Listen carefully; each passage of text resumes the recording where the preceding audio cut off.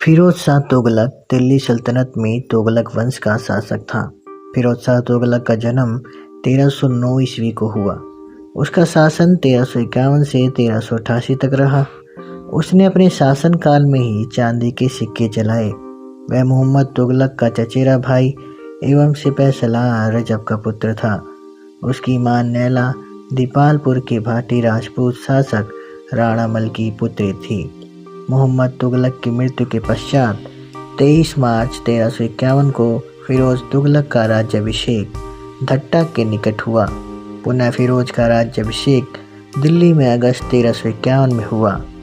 सुल्तान बनने के बाद फिरोज शाह तुगलक ने सभी कर्जे माफ़ कर दिए, जिसमें सौंदर्य ऋण भी शामिल था, जो मोहम्मद तुगलक के समय किसानों को दिया गया था।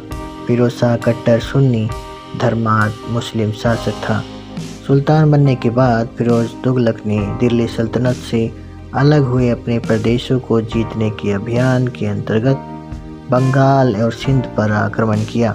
बंगाल को जीतने के लिए सुल्तान ने 1353 ईस्वी में आक्रमण किया।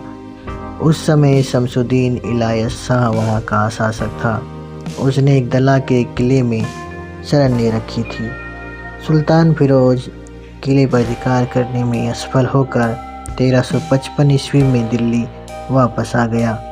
पुनः बंगाल पर अधिकार करने के प्रयास के अंतर्गत 1359 ईस्वी में फिरोज तुगलक ने वहां के तत्कालीन शासक शमसुद्दीन के पुत्र सिकंदर शाह पर आक्रमण किया, किंतु असफल होकर इस बार पुनः वापस आना पड़ा।